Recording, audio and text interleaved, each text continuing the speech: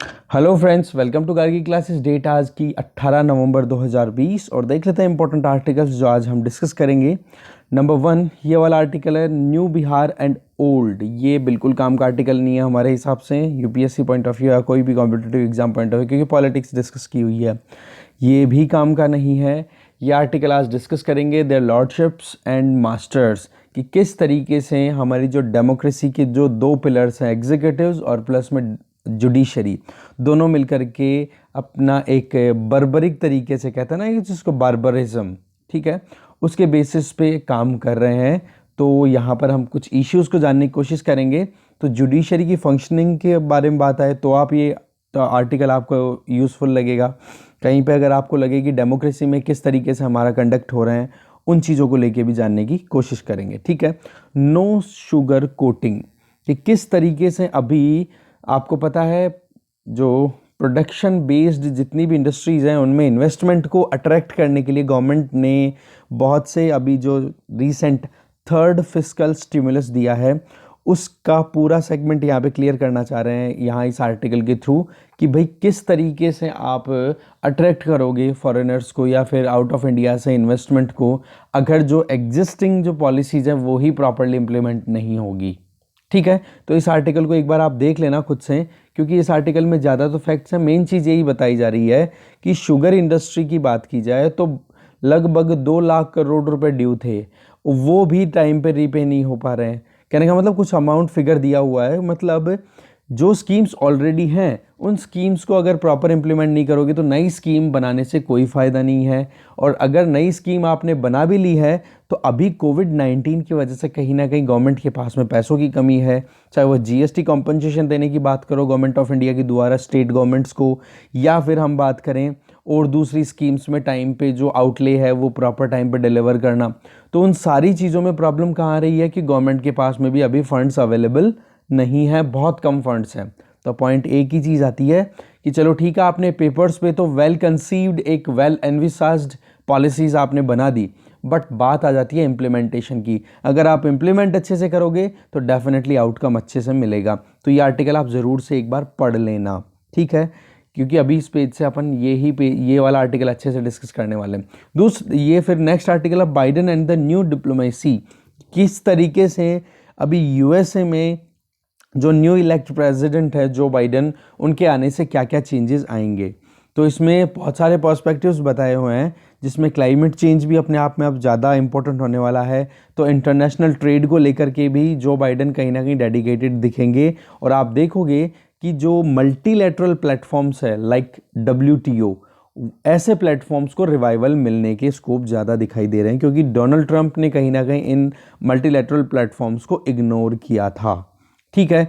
India की अगर बात करें WTO में तो सिंपल सा ये है कि हम फूड सिक्योरिटी को लेकर के और टैरिफ बैरियर्स को लेकर के हमेशा से एक, कहते हैं ना, हमेशा रिजिड रहे कि भाई पहले आप टैरिफ नॉन टैरिफ बैरियर्स और प्लस में आप ये बात करो, क्या नाम इसका, फूड सिक्योरिटी के बारे में पहले बात करो, फिर उसके बाद में दूसरे नेगोशिएशंस या इश्यूज़ के बारे में हम बातचीत करेंगे। बट 2017 में आते आते हमारे जो मिनिस्टर थे सुरेश प्रभु जी, उन्होंने अर्जेंटीना में जब मीटिंग अटेंड की थी WTO की, तो उन्होंने ये कहा चलो ठीक है, दूसरे इश्यूज़ पे भी हम डिस्कशन कर लेंगे, कोई बात नहीं। हमारी जो प्री कंडीशन है कि पहले नॉन टैरिफ बैरियर्स या फूड सिक्योरिटी को लेकर की जो बातचीत है वो पहले करो, ऐसा कुछ नहीं है। अब रिजिडिटी इंडिया ने थोड़ी सी फ्लेक्सिबिलिटी में कन्वर्ट कर ली है।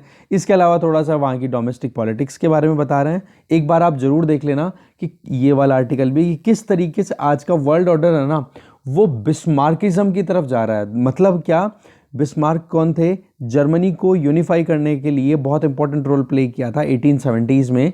तो बिस्मार्क जो थे, उनके जो प्रोसेस था वो ये था कि कैसे भी करके यूरोपियन कंट्रीज़ के साथ में डिप्लोमेटिक रिलेशनशिप स्टैब्लिश कर ले, और वो भी कॉम्प्लेक्स सिस्टम के बेसिस पे, और वो अलायंस ऐसा होगा जिसमें सभी कंट्रीज़ एक दूसरे से उलझे रहेंगे और अल्टीमेटली आपको रिजल्ट के तौर पे क्या मिल जाएगा? पीस, ठीक है। आज जैसे इंडिया चाइना के इंटरेस्ट किस तरीके से कन्वर्ज रहे हैं, माना कि आमने सामने स्टैंड ऑफ है दोनों कंट्रीज़ के बीच में, पर फिर भी लड़ाई नहीं हो रही है। रीज़न बीइंग, क्योंकि एक ही रीज़न है कि दोनों के दोनों कहीं ना कहीं एस्पायर करते हैं कि वर्ल्ड की लार्जेस्ट इकोनॉमीज में से कंसिडर होते रहें कंटिन्यूसली। तो उसके लिए क्या करना पड़ेगा? वॉर्स को अवॉइड करना पड़ेगा। समझ गए। तो इस तरीके से कॉम्प्लेक्सिटीज देखी जा रही है, तो इसको बोला जाता है बिस्मार्किज्म। दूसरा आप देखोगे ये जो वर्ल्ड है, ये वर्ल्ड है बोनो का, जो कि सोशल जस्टिस की बात करते हैं। इन सारे इश्यूज़ को कहीं ना कहीं इंडिया से रिलेट करके राइटर कुछ इंपॉर्टेंट चीज़ें बताने की कोशिश कर रहे हैं। ये आर्टिकल भी आपको ही पढ़ना है, ठीक है। तो 2 आर्टिकल्स इस पेज से आप पढ़ लेना, ये आर्टिकल अभी हम डिस्कस करेंगे। नेक्स्ट पेज पे देखेंगे तो तीनों आर्टिकल बहुत इंपॉर्टेंट है। ये दोनों एनवायरनमेंट से रिलेटेड है, ये वाला आर्टिकल है एग्रीकल्चर से रिलेटेड। तीनों बहुत इंपॉर्टेंट आर्टिकल है, देखते हैं। तो चलिए डिस्कशन स्टार्ट करते हैं। फर्स्ट आर्टिकल है देयर लॉर्डशिप्स एंड मास्टर्स। देखो पॉलिटिकल साइंस में जब आप पढ़ते हो या फिर उसकी लिटरेचर में हम देखते हैं तो डेमोक्रेटिक बार्बरिज्म का नाम बार बार आता रहता है, और डेमोक्रेटिक बार्बरिज्म के साथ में कई बार जुडिशियल बार्बरिज्म भी आता है, जिसका मतलब ओवर एक्टिविज्म, ठीक है, या फिर एक्टिविज्म ऑफ जुडिशरी, ठीक है। तो बार्बरिज्म जो है उसके बहुत सारे कंपोनेंट्स होते हैं, और आप देखोगे इसकी जो सबसे पहली अपीयरेंस, ओवरवेलमिंग अपीयरेंस जो थी, उसको आप देख सकते हो जब जुडिशरी एक आर्बिट्रेटर की तरह काम करती है, मतलब आर्बिटर की तरह काम करती है, और इश्यूज़ में कभी भी कोई डिसीजन मेकिंग आती है तो उसमें एक बिचौलिए की तरह काम करने की कोशिश करती है और उसमें अपना वर्डिक्ट दे देती है। अब उसमें एक पार्टी खुश होती है तो दूसरी के ऊपर यूँ महसूस होता है कि वर्डिक्ट जुडिशरी ने अपना थोप दिया, ठीक है। तो इसको बोल दिया गया क्या, जुडिशियल बार्बरिज्म। इसी तरीके से अगर लॉ की बात आ जाए, जैसे कि हम डेमोक्रेसी में रूल ऑफ लॉ की बात करते हैं, तो जुडिशरी वहाँ पर जब आर्बिटर की तरह काम करती है तो आप देखोगे कि लॉ को अप्लाई करने के लिए एक डिपेंडेंट, मतलब कहते हैं ना कि एक आर्बिटर की तरह करके अपनी विम्स और फेंसेस के बेसिस पे एक इंडिविजुअल जज जो है वो रूल ऑफ लॉ को अप्लाई करने की कोशिश करता है। यहाँ पर नाम तो कॉन्स्टिट्यूशनल टर्म रहेगा, बट इसका मतलब उतना नहीं रहता जितना कि कॉन्स्टिट्यूशन में एनविसाज किया हुआ है। दैट मीन्स कि वहाँ पर जज अपने हिसाब से ही वर्डिक्ट देना शुरू कर देते हैं। तो आप देखोगे एक लॉ जो है that becomes an instrument of operation, कि किसी भी तरीके से लोगों पे अत्याचार करने का कारण बनता चला जा रहा है लॉ का यूज़ करना, ठीक है। आप देखोगे बहुत ही कम देखोगे कि कैसे, मतलब बहुत कम ये देखोगे जहाँ पर वाकई में कॉन्स्टिट्यूशनल एथोस का कहीं ना कहीं आपको एक रेप्लिकेशन होता हुआ दिखाई दे रहा है। जबकि दिखाई क्या देता है, या तो एड करते हुए जुडिशरी मिलेगी या फिर अबेट। अबेट का मतलब होता है एनकरेज करना, ठीक है, अबेट करना, कि कैसे भी करके ऑपरेशन बढ़ता हुआ दिखाई ज़्यादा दिया जा रहा है। अगर हम देखें तो हमारे यहाँ पर यूजुअली सिविल लिबर्टीज़ का प्रोटेक्शन बहुत कम होता चला जा रहा है। दूसरी तरफ अगर कोई डिसेंट अपनी शो करता है कि हाँ भाई मैं आपकी बात से सहमत नहीं हूँ, डिसेंट देता हूँ, तो वहाँ पर भी आप देखोगे तो कहीं ना कहीं स्टेट की पावर जो है वो कहीं ना कहीं इनके ऊपर एक अटैक करता हुआ दिखाई देता है। तभी तो आप हमने क्या बोला, डेमोक्रेटिक बार्बरिज्म, ठीक है। तो डिसेंटर्स के लिए भी इतनी ज़्यादा सिविल लिबर्टीज़ अवेलेबल नहीं होती। दूसरा, अगर स्टेट पावर से कोई डेफर करता है तो उनके लिए भी कोई लिबर्टी नहीं है, उनके बोलने का राइट भी नहीं है। तो यहाँ पर कोर्ट जो है वो एक अपने आप में इम्पॉर्टेंट बॉडी निकल के आती है, और वो भी जब अपनी एक्टिविटीज़ को परफॉर्म करना शुरू करती है तो ऐसे करती है जैसे कि एक सैक्रेड मोनार्क। अब सैक्रेड मोनार्क के लिए क्या होता था, जैसे प्रीवियसली कि हाँ भाई इनके बारे में कोई गलत कुछ भी नहीं बोल सकता, इनको कोई क्रिटिसाइज़ नहीं कर सकता, ये बहुत ही ज़्यादा सैक्रेड है। तो इस तरीके से जुडिशरी अपने आप को इंटरप्रीट करवाना चाहती है या अपनी इमेज बना करके रहती है। कहने का मतलब वो अपने काम की वजह से क्रेडिबल नहीं है, बजाय कि अपनी पावर ऑफ कंटेम्प्ट, जैसे कि प्रशांत भूषण जी का आपने केस सुना होगा कि जिस तरीके से उन्होंने बताया कि हमारी डेमोक्रेसी कैसे डिटेरियोरेट हुई है पिछले 4-5 सालों में। तो इसका यहाँ पर पॉइंट आ जाता है कि कंटेम्प्ट चार्जेस लगा करके जुडिशरी अपने आप को थोपती है, ठीक है, बजाय कि क्रेडिबिलिटी गेन करके on the basis of their majesty, कि हाँ वाकई में बहुत अच्छी एक इंपॉर्टेंट पिलर है। तो पॉइंट यहाँ पे आता है कि एक तो होता है ना ओवरवेलमिंगली अपनी पावर को यूज़ करना, तो वो थोड़ा सा कहीं ना कहीं डेमोक्रेटिक पॉइंट ऑफ व्यू से गलत चीज़ हो जाती है। फाइनली बार्बरिज्म जो है इसका एक सेंस जो है ना वो बहुत डीपर है। आप देखोगे कि जब स्टेट है एक पर्टिकुलर सेक्शन ऑफ सोसाइटी को या फिर सिटीजन्स को एनिमीज़ की तरह देखना शुरू कर देती है, तो वो भी एक एंगल बार्बरिज्म का ही आ जाता है, जिसमें आप देखोगे कि जो पॉलिटिक्स होती है उसका पर्पस आपको बहुत ज़्यादा इस तरीके से दिखाई देने लग जाता है कि इक्वल जस्टिस तो आपके लिए कहीं ना कहीं इम्पोर्टेंट रहती नहीं है। जबकि हमारे यहाँ पे जस्टिस की जब बात की जाए, इक्वालिटी की भी बात की जाती है, इक्विटी की भी बात की जाती है, तो वो चीज़ें तो फिर सभी सिटीजन्स को इक्वली ट्रीट करनी चाहिए। वहाँ पर तो रूल ऑफ लॉ इस तरीके से होना चाहिए, nobody is above the law is above everything. मतलब वही चीज़ है, कॉन्स्टिट्यूशन हमारा जो है वो सुप्रीम है, उसके हिसाब से काम करो। तो आप यहाँ पे देखोगे कि पॉलिटिक्स जो है ना वो कहीं ना कहीं एक गेम में कन्वर्ट हो जाता है, जिसमें एक तरफ विक्टिम्स होते हैं तो दूसरी तरफ ऑपरेसर्स होते हैं। तो इस तरीके से आप देखते हो कि एक साइड जो है वो विनर बन के निकलती है, दूसरी साइड लूजर। कहने का मतलब वो है कि बैलेंस प्रॉपर नहीं क्रिएट हो पा रहा है।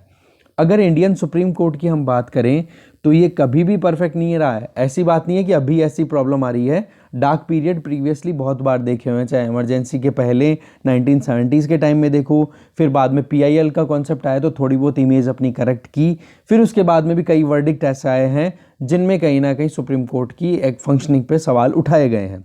बट इस तरीके के साइन जो है ना, जहाँ पर जुडिशियल बार्बरिज्म देखे जाएं, वो आप देख सकते हो, जो हमने अभी डिस्कस किया अबव पैराग्राफ्स में, वो अभी थोड़े थोड़े से फिर से इमर्ज होने लग गए हैं।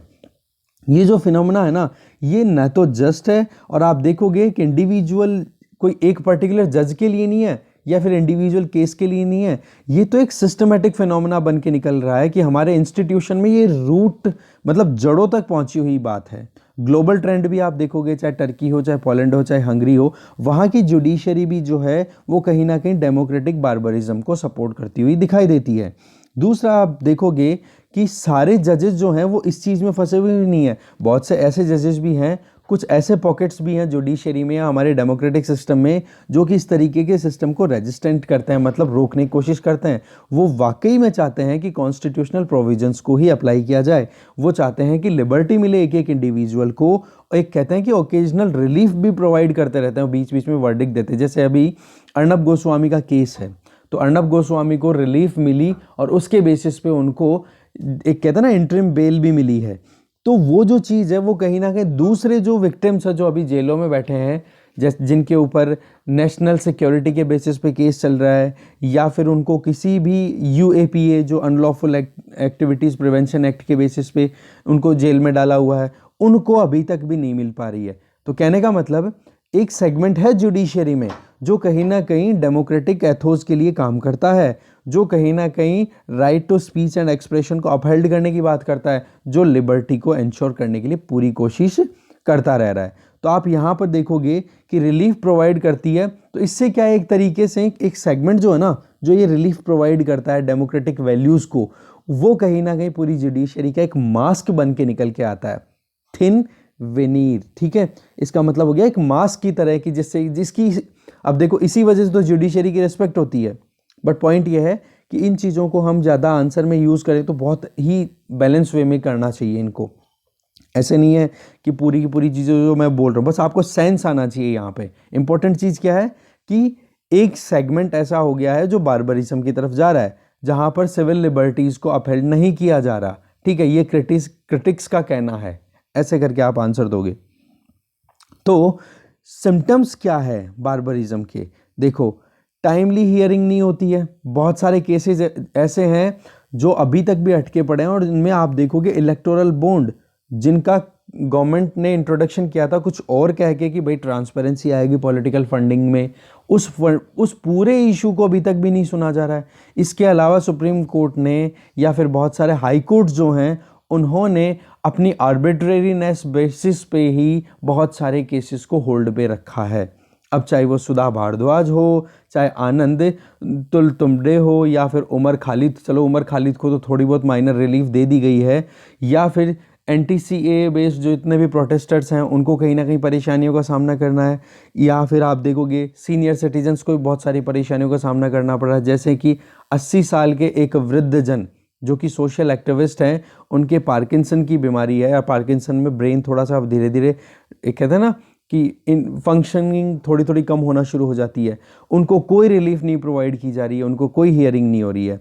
दूसरी तरफ आप देखोगे हंड्रेड्स ऑफ कश्मीरीज़ को आप देखोगे अंडर हाउस अरेस्ट पे रखा गया था जब पिछले साल में स्पेशल स्टेटस रिवोक किया गया था कश्मीर का, तो वहाँ पर उनको जो रिट प्रोविज़न है वो भी अवेल नहीं करा है, जिसमें हबीस कॉर्पस उसके बेसिस पे उनकी प्रॉब्लम को एड्रेस किया जा सकता था, उन पर उनकी मतलब परेशानियों का कहते हैं ना सोल्यूशन दे सकते थे जुडिशरी, वो नहीं किया। तो इस तरीके से देखोगे तो जुडिशरी कहीं ना कहीं अपने हिसाब से, अपने मन के हिसाब से आगे बढ़ती हुई दिखाई दे रही है। अब आप देखोगे ये सारे के सारे जो इंसिडेंट्स हैं या इंस्टांसेस हैं, ये जस्टिस के बेसिस पे ही नहीं दे सकते, हम इंस्टीट्यूशनल इनएफिशिएंसीज को यहाँ पर ज़्यादा देख पा रहे हैं। ठीक है, तो ये आप डायरेक्ट प्रोडक्ट हैं पॉलिटिक्स के, जहाँ पर प्रोटेस्ट, डिसेंट या फ्रीडम ऑफ एक्सप्रेशन को आप केवल एक एंगल से देखते हो कि अगर कोई भी प्रोटेस्ट कर रहा है, डिसेंट दे रहा है या फ्रीडम ऑफ एक्सप्रेशन का यूज़ करके आपके खिलाफ अगेंस्ट में जा रहा है, आपके खिलाफ जा रहा है, तो आप केवल एक ही प्रिज्म से, एक ही लेंस से होते हुए देखते हो कि भाई ये तो स्टेट के अगेंस्ट में, स्टेट का मतलब गवर्नमेंट के अगेंस्ट में है। तो ऐसा थोड़े ना, डेमोक्रेसी में तो ये सारी चीज़ें होनी चाहिए, क्रिटिसिज्म होना चाहिए, डिबेट होना चाहिए, डिस्कशन होना चाहिए, इसी के बेसिस पे हम आगे एक कंड्यूसिव एनवायरनमेंट बना सकते हैं। ठीक है, तो कहने का मतलब इन सभी को क्या बोल दिया जाता है, नॉट इक्वल सिटीजन, मतलब उनको एक विक्टिम की तरह ट्रीट किया जाता है। ठीक है, मतलब इक्वालिटी बिफोर लॉ आर्टिकल 14 वो कहीं ना कहीं यहाँ पे डिनाई होता हुआ क्लियर दिखाई देना शुरू हो जाता है। तो उनका ट्रीटमेंट जो है वो कोई भी जस्टिफिकेशन बेसिस पे नहीं है, वो एक तरीके से आप देखोगे सबवर्सिव, मतलब एक विध्वंसक की तरह यहाँ पर कहीं ना कहीं अटैक होता हुआ दिखाई देता है। इसी को फिर हम बोल सकते हैं कि भाई साहब इस तरीके से ही ये डेमोक्रेटिक बार्बरिज्म का एक सेगमेंट बन जाता है, जहाँ पर आप देखोगे केवल और केवल डिसएग्रीमेंट्स ज़्यादा दिखाई देते हैं, कंसेंसस का बहुत कम स्कोप बच जाता है। ठीक है, आप देखोगे जुडिशियल पावर की बात करें तो वो भी कहीं ना कहीं इन्हीं सारी चीज़ों को, ये तो हो गई क्या स्टेट क्या कर रहा है, अब उसमें जुडिशरी जो है वो भी कहीं ना कहीं सपोर्ट करती हुई दिखाई देती है। इसीलिए कहीं ना कहीं जुडिशरी के फंक्शनिंग पे भी सवाल उठते रहते हैं कि भाई आजकल जुडिशरी जो है थोड़ी सी कमज़ोर पड़ गई है। NJAC का जो एक एक्ट आया था, नेशनल जुडिशियल अपॉइंटमेंट कमीशन का, और 99th कॉन्स्टिट्यूशनल अमेंडमेंट एक्ट जब लाया गया 2014 में, तब जुडिशरी ने थोड़ा सा अपनी तरफ से कुछ चीज़ें पुट करने की कोशिश की थी कि जो एग्जीक्यूटिव्स हैं या फिर लेजिस्लेचर है वो अपनी लिमिट्स को क्रॉस ना करें। ठीक है, एक सेकंड होल्ड कीजिए आप। और अब धीरे धीरे हम देख सकते हैं कि जो चीज़ें सेलेक्टिव सिविल लिबर्टीज़ के बेसिस पे समाज में चलना शुरू होती हैं, वो धीरे धीरे आइडियोलॉजिकल फाउंडेशन भी लेना शुरू कर देती है पूरे देश में, पूरे स्टेट में। अब देखोगे लव जिहाद का इशू किस तरीके से इलाहाबाद हाई कोर्ट ने अपना वर्डिक्ट दिया है, दूसरी तरफ आप देखोगे ये एक इसके बेसिस पे जो हरियाणा की गवर्नमेंट है या क्या नाम है इसका, यूपी की गवर्नमेंट है, इन लोगों ने इस चीज़ को लेजिटिमाइज करने के लिए अब धीरे धीरे अब कानून भी लाने की बात की जा रही है। तो ये तो एक तरीके से असॉल्ट है लिबर्टी पे, तो आप कैसे डेमोक्रेटिक वैल्यूज़ को अपहेल्ड कर पाओगे। ठीक है, तो इस तरीके से जो लैंग्वेजेस यूज होती हैं, जो ये इंस्टीट्यूशनल रिफॉर्म्स के रिक्वायरमेंट है, वो टाइम पे होना बहुत ज़्यादा ज़रूरी है। तो इसी वजह से हम कहीं ना इसी बेसिस पे कहीं ना कहीं डेमोक्रेटिक बार्बरिज्म को हम अवॉइड कर सकते हैं। सुप्रीम कोर्ट ने अभी ये मैंने केस आपको बता दिया कि अर्नब गोस्वामी को जो बेल प्रोवाइड की है that is okay, but UP government को भी कहीं ना कहीं आप देखोगे तो कहीं ना कहीं एक नोटिस इशू किया गया है कि भाई आप मतलब एक रिलैक्सेशन प्रोवाइड करो जो भी जर्नलिस्ट्स हैं या फिर जो भी एंकर्स हैं, टीवी एंकर्स हैं, जिन्होंने कुछ कहा, कोई डिसेंट शो की है तो। बट आप देखोगे यहाँ पर आर्टिकल में राइटर एक चीज़ बड़ी अच्छी बताना चाह रहे हैं कि आर्टिकल 32 है, हम जानते हैं रिट्स का प्रोविज़न है, कॉन्स्टिट्यूशनल रेमेडीज़ दी जाती है। अगर आपको आपके कोई भी फंडामेंटल राइट्स की ब्रीचिंग हो रही है तो आप सीधा सुप्रीम कोर्ट में जा कर के अपनी जो रिक्वायरमेंट है वो पूरी करवा सकते हो उनको कह करके। उनको आप देखोगे तो जुडिशरी ने कहीं ना कहीं आर्टिकल 32 को सस्पेंड ना करने की बजाय क्या कर दिया है, कैसे भी करके डिस्करेजमेंट लाने की कोशिश की है कि आर्टिकल 32 को कम से कम यूज़ किया जाए। तो ये तो चीज़ बहुत ही ज़्यादा गलत हो जाती है, क्योंकि सस्पेंड करने के लिए तो देखो स्टेट ऑफ इमरजेंसी जब लगती है तो आर्टिकल 32 सस्पेंड हो जाता है, हमें पता है। आर्टिकल 21 केवल बचता है, बाकी सारे सस्पेंड हो जाते हैं। बाकी आप देखोगे आर्टिकल 32 जो नॉर्मल सर्कमस्टांसेस में यूजुअली एक इंडिविजुअल अपनी खुद की लिबर्टीज़ को, अपने फंडामेंटल राइट्स को प्रोटेक्ट करने के लिए सुप्रीम कोर्ट के यहाँ पे जा सकता है, उनको डिस्करेज किया जाता है कि भाई आप जल्दी से यूज़ मत करो। तो ये चीज़ तो कहीं ना कहीं वही जुडिशियल बार्बरिज्म आ गया यहाँ पे। तो आप यहाँ पर देखोगे इस पूरे सिनेरियो के अगेंस्ट में अगर लड़ाई लड़ी जाए तो वो कोई आसान नहीं होगी, क्योंकि डेमोक्रेटिक बार्बरिज्म जो है ना वो आप कहीं ना कहीं हर एक एंगल में देखोगे तो वहाँ पर पार्टीशन ज़्यादा दिखाई देता है। कहने का मतलब दो सेगमेंट, वही चीज़, एक विक्टिम वाला और एक ऑपरेशर वाला। ठीक है, तो रूल ऑफ लॉ अगर हमें लेके आना है तो कहीं ना कहीं इस पूरे पार्टीशन वाले सेगमेंट को हटाना पड़ेगा। इस सेगमेंट को जब तक नहीं हटाया जाएगा तब तक देखो एक हार्मनी नहीं आएगी सोसाइटी में, तब तक ये इश्यूज जो हैं वो कहीं ना कहीं हाईलाइट होते रहेंगे और ये ट्रेंड अभी कंटिन्यू है। ठीक है, जो सोसाइटी में डिवीज़न है या फिर जिस तरीके से एक तरफ विक्टिम्स है और एक तरफ हो गए आपके ऑपरेशर्स और बीच में फिर जुडिशरी आ जाती है एक आर्बिटर की तरह बन के। तो कहने का मतलब इस तरीके से इन चीज़ों को टैकल करना बहुत ज़्यादा ज़रूरी है। अब यहाँ पर एक दो एंगल और सेट करते हैं कि बार काउंसिल है वो भी अपने हिसाब से काम करती हुई दिखाई देती है। अब चाहे सेंट्रल विस्टा प्रोजेक्ट जिसमें पार्लियामेंट और इनको सारों को शिफ्ट किया जा रहा है दूसरी जगह पे, बड़ा पूरा प्रोजेक्ट चलेगा, तो उसमें भी देखें तो वो वहाँ पर जुडिशरी का इतना रोल आता नहीं है। बट वही बात आ जाती है कि सेंस की बात अगर करें, अगर वाकई में बार्बरिज्म या फिर वाकई में जो पॉलिसी फैक्टर्स हैं उनके सेंस की बात करें तो कॉन्स्टिट्यूशनल प्रिंसिपल बेसिस पे काम होना चाहिए, ना कि कोई इंडिविजुअल अपनी आर्बिट्रेरीनेस, अपनी खुद की इच्छा के हिसाब से काम करे। ठीक है, तो पॉइंट यहाँ पे ये आ जाता है कि वीमर जुडिशरी की तरफ ना जा करके हमें कहीं ना कहीं वाकई में जो ढंग का काम होना चाहिए, जो सही से एक ग्रेसफुल एनवायरनमेंट मिलना चाहिए एक ऑर्डिनरी सिटीजन को, वो देने की कोशिश करनी चाहिए। ठीक है, नेक्स्ट आर्टिकल देखते हैं। नेक्स्ट आर्टिकल है spot the seeds of growth. बहुत अच्छा आर्टिकल है, बीना अग्रवाल जी के द्वारा लिखा हुआ। देखो फर्स्ट क्वार्टर में हमारे यहाँ पे फाइनेंशियल ग्रोथ ऑफ जीडीपी देखी गई थी कि 23.9% से कॉन्ट्रैक्ट कर गई है एग्रीकल्चर की ग्रोथ, जबकि 3.4% से एक्स्ट्रा मतलब प्लस में दिखाई दी। तो यहाँ पर दो सवाल उठ के आते हैं कि क्या जो डी ग्रोथ देखी गई है सर्विस और मैन्युफैक्चरिंग सेक्टर में या सेकेंडरी या टर्शरी सेक्टर में, उसको कहीं और से फुलफिल किया जा सकता है, पहला सवाल। दूसरा ये कि क्या 3.4% से भी ज़्यादा अच्छी ग्रोथ रजिस्टर की जा सकती है एग्रीकल्चर में। तो दोनों सवालों के जवाब यहाँ पे राइटर बोलते हैं कि पहली बात के लिए कि हाँ बिल्कुल, अगर इंडस्ट्री और सर्विस सेक्टर अच्छा परफॉर्म नहीं कर रहे हैं तो वहाँ पर एग्रीकल्चर अच्छा परफॉर्म कर सकती है। और सच में ये बात आराम से पॉसिबल है कि एग्रीकल्चर ग्रोथ को 3.4% से एक्स्ट्रा किया जा सकता है। कहने का मतलब प्लस प्लस। अब यहाँ पर सॉल्यूशन की बात करेंगे, कम से कम 5 से 7 सॉल्यूशन यहाँ पे दे रहे हैं राइटर और बहुत शानदार हैं, आप इस आर्टिकल को नोट करते चले जाना। सबसे पहली बात कि एग्रीकल्चर जो है वो हमारे यहाँ पर 15 से 16% जीडीपी में कंट्रीब्यूट करता है। लिख लो, ये डेटा इंपॉर्टेंट है।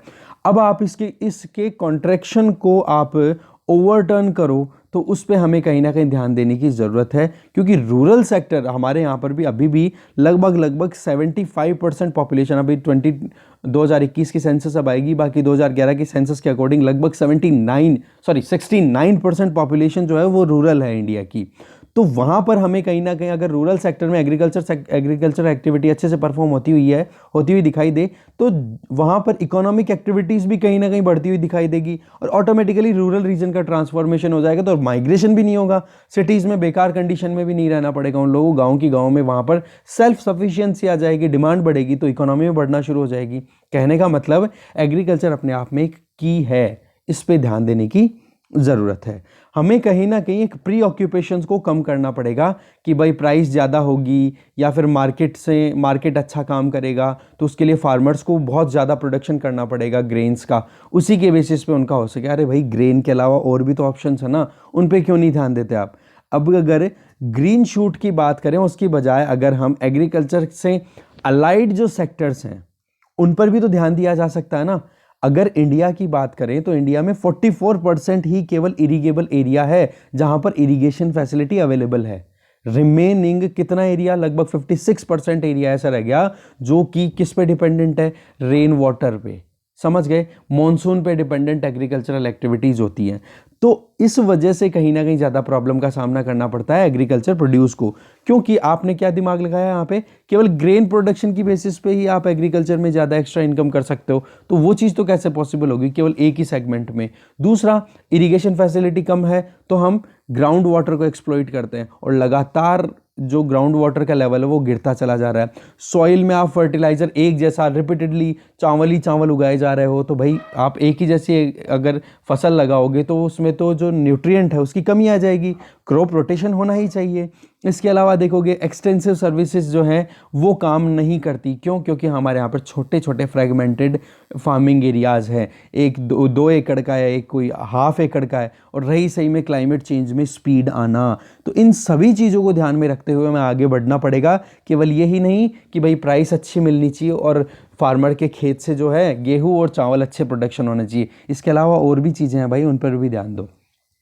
इसमें सबसे पहली बात बता रहे हैं वाटर की। देखो, वाटर अपने आप में एक की इनपुट है हायर यील्डिंग को गेन करने के लिए। ऑलमोस्ट 90% इंडिया का जो ग्राउंड वाटर है वो उसका यूटिलाइजेशन, मतलब ग्राउंड वाटर जितना यूटिलाइज होता है ना इंडिया में, उसका 90% कहाँ पे जाता है? केवल इरिगेशन में। समझ सकते हो? और पंजाब का यहाँ पर डेटा दे रहे हैं कि लगभग हर साल 2000 के बाद में, 2000 जब सन आया, सन 2000, उसके बाद में अब तक देखोगे तो हर साल लगभग 2.3 feet per year ground water deplete कर रहा है पंजाब में। इसकी वजह एक तो इलेक्ट्रिसिटी फ्री में देना, सब्सिडी के लिए सेंट्रल गवर्नमेंट ने अभी लगाम खींची भी है, पर स्टेट गवर्नमेंट्स ने कहीं ना कहीं ऑब्जेक्ट कर दिया।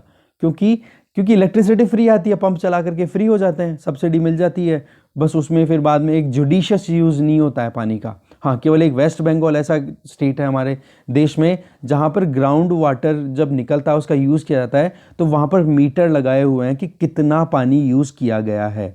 बाकी कोई स्टेट में ये फैसिलिटी नहीं है।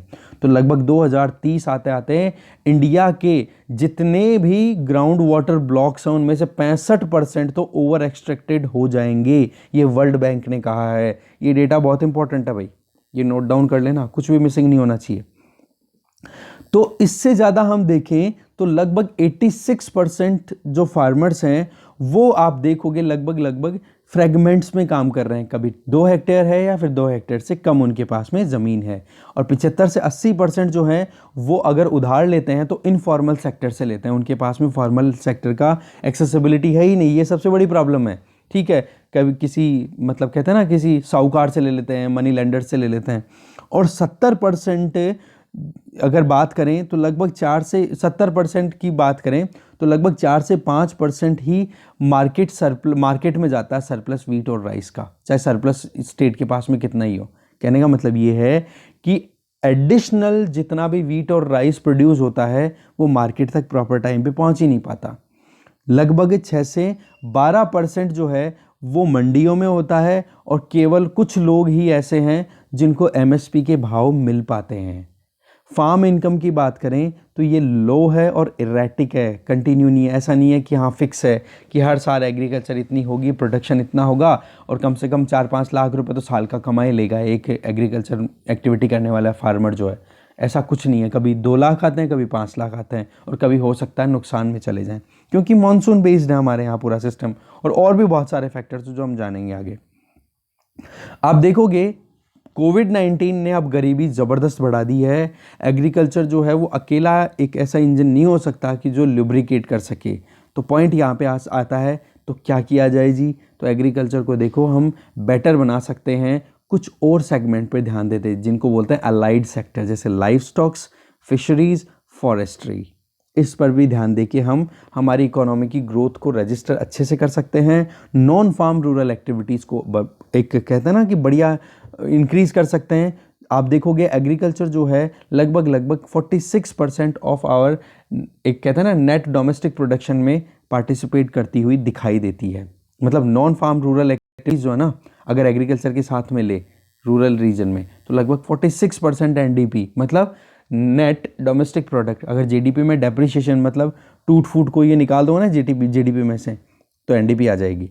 तो ये जो है ये पूरा सेगमेंट हम अचीव कैसे कर सकते हैं? तो इसमें सबसे पहला तो सजेशन दे रहे हैं राइटर कि रीमॉडल करो इरिगेशन फैसिलिटीज़ को, रेन वाटर हार्वेस्टिंग को फैसिलिटेट करो, माइक्रो इरिगेशन को फैसिलिटेट करो, प्रमोट करो, एफिशिएंट वाटर यूज़ होना चाहिए, ग्राउंड वाटर एक्सट्रैक्शन को रेगुलेट करने की शुरुआत होनी चाहिए।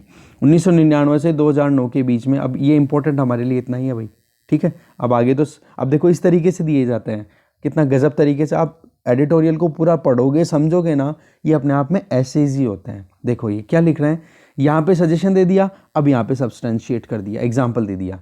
इस तरीके से जब आप लिखोगे ना आंसर तो आपको मार्क्स मिलेंगे, डाउट ही नहीं है। ठीक है, रीमॉडलिंग ऑफ इरिगेशन। अब देखो एग्जाम्पल कि 1999 से 2009 के बीच में गुजरात में एग्रीकल्चर ग्रोथ देखोगे तो 9.6% रजिस्टर की गई, और उसमें सबसे इंपॉर्टेंट चीज़ थी रेन वाटर हार्वेस्टिंग की प्रैक्टिस और बीटी कॉटन का यूज़ करना। चेक डैम्स बनाए उन्होंने बहुत सारे, लगभग 5 लाख छोटे मोटे माइक्रो स्ट्रक्चर्स क्रिएट किए हैं, जिनमें चेक डैम्स हो गए, बंस हो गए। इस तरीके से नरेगा का इसी सेगमेंट में यूज़ किया जा सकता है। माइक्रो इरिगेशन अपने आप में बहुत इंपॉर्टेंट है। 2014 से अब देखो तो गवर्नमेंट ने स्टडी किया 13 स्टेट्स में कि जहाँ जहाँ पर भी सिग्निफिकेंट यूज़ बेसिस, मतलब फर्टिलाइजर्स का और वाटर का एक रीजनेबल बेसिस पे यूज़ किया गया है, वहाँ पर वीट की यील्ड जो है वो 25% से बढ़ी है। अब देखो वेजिटेबल का प्रोडक्शन आप देखोगे तो उसकी यील्डिंग 52% बढ़ी है। दूसरी तरफ आप देखोगे जहाँ पर माइक्रो इरिगेशन की सेगमेंट यूज़ नहीं होती वहाँ पर प्रोडक्शन ज़्यादा इंक्रीज नहीं देखा जा सकता। दूसरा, हम धीरे धीरे रेगुलेटेड इरिगेशन पे ध्यान दें, क्रॉपिंग इंटेंसिटी पे ध्यान दें और हाई वैल्यू क्रॉप्स पे ज़्यादा विश्वास करें। ठीक है, क्योंकि अब डाइटरी अब हैबिट्स भी देखोगे तो वेरिएंट आने लग गए हैं, वेजिटेबल्स का कंजम्पशन होने लग गया, फ्रूट्स का कंजम्पशन होने लग गया, तो क्यों ना फिर इन चीज़ों पे भी ध्यान दिया जाए बजाय कि केवल ग्रेन के। First option is done. Then next is agro ecological farming. Agro ecological, agro मतलब एग्रीकल्चर, इकोलॉजिकल मतलब इकोलॉजी कौन सी चीज़ अवेल करा रही है कि आपकी क्लाइमेट है वहाँ पर गेहूँ सबसे शानदार हो सकता है, या फिर मैं कहता हूँ बाजरा अच्छे से हो सकता है, तो क्यों वहाँ पर चावल की खेती कर रहे हो। तो कहने का मतलब इंसेंटिवाइज करने की ज़रूरत भी है दूसरी चीज़ों को भी। खैर अभी बात आ जाती है हमारी एग्रो इकोलॉजिकल फार्मिंग। यहाँ पर आप देखोगे तो आपकी इकोलॉजी, आपका एनवायरनमेंट जो चीज़ अलाउ कर रहा है, अगर वो एग्रीकल्चरल एक्टिविटीज़ करते हो तो आपको आर्टिफिशियल इंस्ट्रूमेंट्स का हेल्प लेने की ज़रूरत नहीं पड़ेगी, तो कॉस्ट अपने आप बचेगी नहीं, लेबर भी कम लगेगी और आप सॉइल को भी रिजुविनेट करते रहोगे कि सॉइल की डिमांड जो है वो टाइम टू टाइम आप क्रॉप रोटेशन बेसिस पे बना सकते हो। तो सर्वे किया गया 286 सेगमेंट्स में, आप देखोगे कि सस्टेनेबल फार्मिंग कैसे गेन की जाए 57 कंट्रीज़ में। तो वहाँ पर जब ये प्रैक्टिस देखी गई ना, एग्रो इकोलॉजिकल फार्मिंग का प्रैक्टिस किया गया, तो लगभग 79% का यील्ड इंक्रीज होता हुआ दिखाई दिया है। तो सीरियल्स से हमें कहीं ना कहीं पोल्ट्री फार्मिंग पे जाना चाहिए, फ्रूट्स पे जाना चाहिए, वेजिटेबल पे ध्यान देना चाहिए, क्योंकि अब डाइटरी पैटर्न भी तो धीरे धीरे चेंज होता जा रहा है। Number 2 is done. नंबर 3, हमें ज़रूरत है कि रिसर्च हो कि हीट रेजिस्टेंट क्रॉप अब ज़्यादा से ज़्यादा काम में ली जाए, क्योंकि आपको पता है क्लाइमेट चेंज अब लगातार बढ़ता जा रहा है, ग्लोबल वार्मिंग एक रियलिटी बन चुकी है, तो उस पर ध्यान देने की ज़रूरत है। ठीक है, एक रिपोर्ट का यहाँ पर हवाला देते हुए राइटर बता रहे हैं कि सेल फोन का जब यूज़ किया गया और जो फार्मर्स को सजेशन दिया गया कि भाई आपके यहाँ पर ये वीड है या ये प्रॉब्लम है, तो आप इस तरीके का पर्टिकुलरली ये वीडीसाइड यूज़ कर लो, या फर्टिलाइज़र ये यूज़ करो, या ये फिर एग्रीकल्चर प्रैक्टिस यूज़ करो, तो उनके वहाँ पर 22% तक की ग्रोथ ज़्यादा देखी गई है। आप देखो। फोर्थ इज मोस्ट एसेंशियल चीज़ है कि इंस्टीट्यूशनल चेंजेस लाए जाएं। अब इंस्टीट्यूशनल चेंजेस में आप देखोगे तो सबसे पहली बात तो आ जाती है कि जो स्मॉल फार्मर्स हैं, जिनके पास में जिनकी लैंड होल्डिंग ही बहुत कम है, उन लोगों को कहा जाए कि भाई आप कोऑपरेटिव फार्मिंग के ऊपर ध्यान दो। अब यहाँ पर राइटर एक आइडिया दे रहे हैं, आइडिया की एक बात बता रहे हैं कि कोऑपरेटिव फार्मिंग तो 1960 में के दशक में भी शुरू की थी, वो तो फेल हो गई थी। बट वहाँ पर फेल होने की वजह क्या थी? एक फार्मर के पास में तो इतनी बड़ी ज़मीन है, तो एक फार्मर के पास में इतनी, अब इनके बीच में कहाँ से कोऑपरेशन आएगा जी? ये तो दादागिरी चलाएगा ना अपनी। बजाय इसके अगर ये छोटे छोटे फार्मर्स हैं इनके पास में और इनका कोऑपरेशन बनाया जाए तो चारों की इक्वल से हो जाएगी। ये एक डेमोक्रेटिक वे हो सकता है कोऑपरेटिव एग्रीकल्चर को परफॉर्म करने का। तो क्या मैं कहने का मतलब, कोऑपरेटिव फार्मिंग अपने आप में एक अच्छा सोल्यूशन है, जहां पे group of small and relatively homogeneous जो भी फार्मर्स हैं, जिनके बीच में दोस्ती का रिश्ता है, जिनके बीच में वो जो एक दूसरे के पड़ोसी हैं, तो वहाँ पर एक ट्रस्ट का सेगमेंट आ जाता है। इसका बेस्ट एग्जाम्पल है केरला, जहाँ पर लगभग 68,000 ऑल वुमेन ग्रुप्स ने मिलकर के लगभग बहुत अच्छे काम किए हैं और उनको रिजल्ट भी मिला है। इवन कोविड-19 के टाइम पे भी वो इकोनॉमिकली सर्वाइव कर पाए हैं। ठीक है, ये थोड़ा सा इन डेप्थ है, ये इतना एग्जाम्पल इतना अपना काम का नहीं है। मेन चीज़ ये थी केरला में ये चीज़ की गई है। ठीक है, तो केरला के हिसाब से देखोगे तो बिहार, वेस्ट बंगाल, गुजरात, तेलंगाना में अभी ये प्रैक्टिस चलना शुरू हो गई है, जिसमें कि जो कॉन्टिग्यूअस प्लॉट्स होते हैं, जैसे एक प्लॉट हो गया, दूसरा प्लॉट हो गया, तीसरा प्लॉट हो गया, तीनों ने मिलकर के फिर एग्रीकल्चर प्रैक्टिस परफॉर्म की, तो आप देखोगे एक्सटेंसिव जो भी एग्रीकल्चरल एक्टिविटीज़ यूज़ होती हैं, जैसे अमेरिका में आपने देखा होगा, अमेरिका के एग्रीकल्चर प्रैक्टिस जो होती है उसके वीडियोज़ देखो आप यूट्यूब पे, कि कितनी बड़ी बड़ी मशीन से एक साथ एक आदमी पूरी मशीनरी का यूज़ करके पूरा काम कर लेता है। तो एग्जैक्टली वो चीज़ यहाँ पे अप्लाई की जा सकती है, कॉस्ट इफेक्टिवनेस आ सकती है। अब माइक्रो इरीगेशन जैसे ड्रिप इरीगेशन की हम बात करें, तो ये 3 खेत मिलकर के एक बड़ा सारा खेत बना देंगे, तो वहाँ पर तो देखो इंस्टॉल भी करवाया जा सकता है माइक्रो इरीगेशन को। बट अगर एक ही खेत में आप माइक्रो इरीगेशन को इंस्टॉल कराओगे तो उसके लिए इकोनॉमिकली वायबिलिटी ही नहीं आ पाएगी। तो कहने का मतलब हर एक चीज़ में कहीं ना कहीं फ़ायदा आएगा, चाहे परचेजिंग की बात करो या फिर फार्म ऑपरेशंस की बात करो, तो हर एक सेगमेंट में वो कॉपरेशन लेकर के आएंगे, तो उनसे डेफिनेटली उनकी इनकम भी बढ़ेगी, चाहे वीट हो चाहे राइस हो, उसकी यील्ड भी बढ़ती हुई दिखाई देगी। गुजरात में ये चीज़ नोटिस अच्छे से की गई है। अब यहाँ पर बात ये आती है, अगर आप इसको फार्मर प्रोड्यूस ऑर्गेनाइजेशन से कंपेयर मत करो, क्योंकि फार्मर प्रोड्यूस ऑर्गेनाइजेशन में तो क्या होता है, एक छोटा सा फार्मर इधर का है, एक यहाँ का है, एक यहाँ का है, और अपने यहाँ से प्रोडक्शन करके फिर मार्केट में बेचने के लिए वो इकट्ठा होते हैं। भाई ऐसा नहीं, यहाँ तो आप पास पास के जो लोग हैं उनको एक साथ लेकर के आ जाओ, फिर उनकी ऑटोमेटिकली जो स्ट्रेंथ है वो बढ़ जाएगी। ये थोड़ा सा डिफरेंस है। तो कहने का मतलब उनको सेल्फ हेल्प ग्रुप मॉडल जो होता है ना, कि हाँ अपनी खुद की सहायता कर सके, आगे आ जाएं। और ऐसे में क्या होता है, एक छोटे फार्मर को तो जल्दी से देखो एक फॉर्मल वे में बैंक भी क्या लोन देने से थोड़ा सा कतराते हैं। दूसरा, अगर एक अच्छे उनके पास प्रॉपर्टी हो जाएगी, फिर अगर वो बैंक के पास जाते हैं, फिर वो लोन अगर अवेल कराते हैं तो बैंक उनको लोन दे देता है। समझ गए। फिर 5वां सजेशन आता है कि लाइव स्टॉक, फिशरी और फॉरेस्ट। ये अभी आप देखें हमारे यहाँ जीवीपी में, जीवीए होना चाहिए, जीवीपी पता नहीं क्या लिख दिया इसने, ठीक है। तो इसमें 26%, 5.5% और 8.5% पार्टिसिपेशन होता है एग्रीकल्चर पॉइंट ऑफ व्यू से अगर देखा जाए तो, हमारी पूरी इकोनॉमी के पर्सपेक्टिव में। तो अल्टीमेटली आप देखोगे लाइव स्टॉक के बारे में तो बहुत बार बात होती रहती है। फिशरी, इसके बारे में अभी चलो, अब तो मत्स्य जो डिपार्टमेंट एक तरीके से मिनिस्ट्री में डिपार्टमेंट क्रिएट ही कर दिया है, तो वो चीज़ बहुत ज़्यादा ज़रूरी है, क्योंकि इंडिया जो है वर्ल्ड का 2nd लार्जेस्ट प्रोड्यूसर है एक्वाकल्चर फिशेस का। ये हो गया प्रीलिम्स के हिसाब से बहुत इंपॉर्टेंट चीज़, ध्यान रखना आप ये, ठीक है। ये स्टेटमेंट ऐसे दे दिया था, इंडिया इज़ द लार्जेस्ट, नहीं 2nd लार्जेस्ट, ठीक है। और लगभग 32% वुमेन का यहाँ पे कंट्रीब्यूशन है, ठीक है। 35.5 मिलियन लोगों को रोजगार मिलता है, उनमें से 32% तो वुमेन है। ये फूड एंड एग्रीकल्चर ऑर्गेनाइजेशन का डेटा है, ठीक, समझ रहे हो। तो ग्रोथ भी देखोगे 2018-19 में तो लगभग कितनी, 2017-18 में 11.9%, लगभग 12%।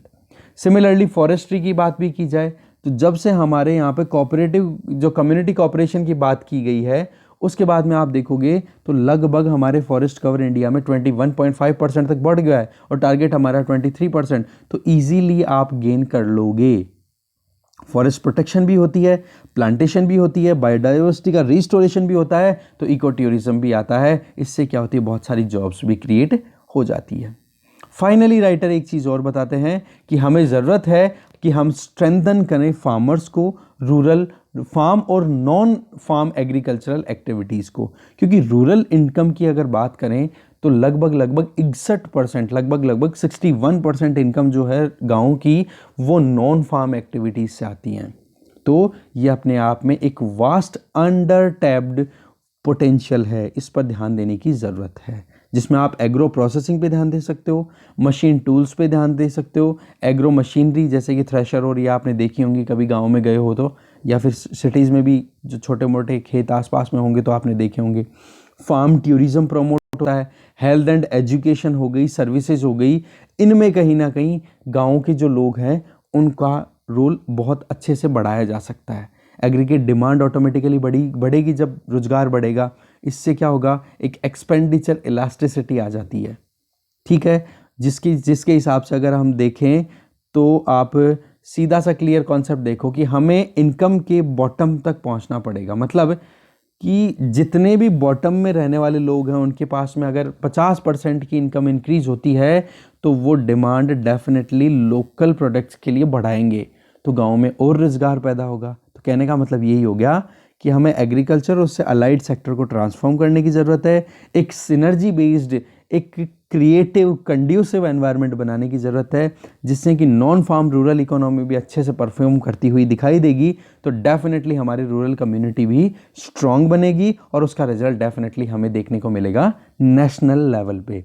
और जो अभी जॉबलेसनेस की प्रॉब्लम चल रही है वो भी सॉर्ट आउट आराम से हो जाएगी। ठीक है, नेक्स्ट आर्टिकल देखते हैं। नेक्स्ट आर्टिकल है for Delhi's air A grand bargain. ये आर्टिकल वैसे तो देखो आप इसके बारे में बहुत बार पढ़ चुके हो। इसमें एक जो इम्पोर्टेंट सजेशन है ना, वो एक ही है जो मैं आपको समरी में ही दूंगा। कारण क्या है, क्योंकि ऑलरेडी ये मैटर हम बहुत बार डिस्कस भी कर चुके हैं कि एनसीआर में पोल्यूशन की प्रॉब्लम है। इसके बारे में जो गवर्नमेंट ने कितने सजेशन लगा दिए, कमीशन भी नया इस्टेब्लिश कर दिया है। स्टेट गवर्नमेंट जो है दिल्ली की, उसने दिवाली के टाइम पे पटाखों को जलाने से मना कर दिया था। तो ओड एंड इवन का सेगमेंट ऑलरेडी गवर्नमेंट ने अप्लाई किया था, बट उसका इतना ज़्यादा रिजल्ट नहीं मिला। रही सही में आप देखोगे इसके पीछे बहुत सारी वजह होती हैं दिल्ली में इस टाइम पे एयर क्वालिटी बिगड़ने की, जिसमें पहली चीज़ तो होती है वहाँ पर व्हीकुलर पोल्यूशन, दूसरा कंस्ट्रक्शनल एक्टिविटी, तीसरा वहाँ पर आसपास के रीजन्स में पंजाब हरियाणा के फार्मर्स के द्वारा क्रॉप रेजिड्यूज स्टबल्स को बर्न कर देना, उनके पास में इकोनॉमिकल अल्टरनेटिव अवेलेबल नहीं होता है। तीसरा आप देखोगे क्लाइमेटिक सिचुएशन, क्योंकि एक डिप्रेशन बनता है, हवा यहाँ पे आके बिल्कुल ट्रैप हो जाती है।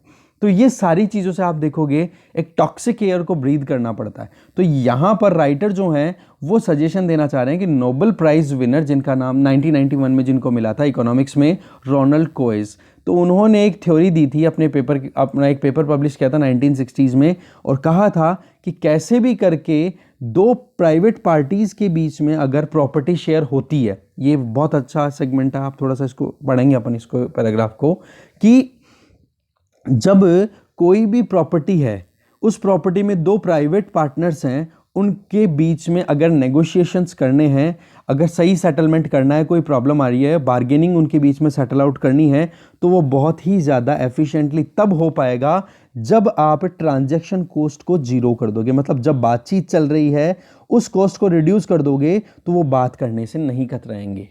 उसी से फिर बाद में आप देखोगे बार्गेनिंग प्रोसेस अच्छे से परफॉर्म करता हुआ दिखाई देगा और एक बेस्ट सोल्यूशन निकल जाएगा। तो कई बार क्या होता है, केवल मार्केट पे हम छोड़ें कि हाँ भाई अपने आप ही सारा काम एफिशिएंटली हो जाएगा, वो नहीं हो पाता। कुछ जगह ऐसी आती हैं जहाँ पर गवर्नमेंट को इंटरवेन करना पड़ता है। सीधी सी बात, यहाँ पे राइटर को रिलेट करना चाह रहे हैं दिल्ली की एयर क्वालिटी से।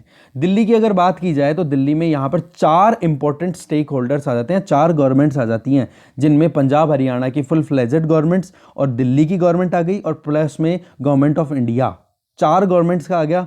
तो यहाँ पर जो है ये माना कि एग्रीकल्चर स्टेट सब्जेक्ट है, 3 जो स्टेट्स हैं पंजाब हरियाणा दिल्ली, ये मिलकर के काम कर सकते हैं, बट उनके बीच में अगर प्रॉपर कोलैबोरेशन ना बने तो गवर्नमेंट ऑफ इंडिया यहाँ पर इंटरवीन कर सकती है। और क्या कहा जाए कि भाई आप लोग आपके यहाँ पर पंजाब और हरियाणा को तो कन्विंस इस बेसिस पे किया जाए कि हम आपको पैसा अवेलेबल कराएंगे और आप अपने फार्मर्स को फैसिलिटेट करो, जिससे कि वो क्रॉप रेजिडुअल्स को या फिर स्टबल्स को बर्न ना करें, जिसकी वजह से एनसीआर में प्रॉब्लम होती है।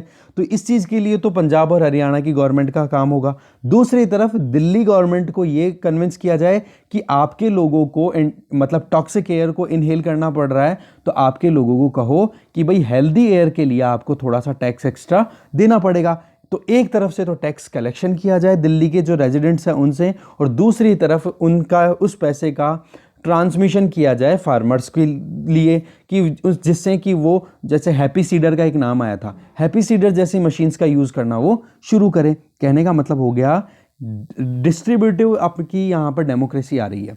दिल्ली से पैसा इकट्ठा करो और पंजाब और हरियाणा के किसानों तक पहुँचाओ, क्योंकि वो जलाने से ज़्यादा सस्ता अभी तक किसी चीज़ को भी नहीं कंसिडर कर पा रहे हैं।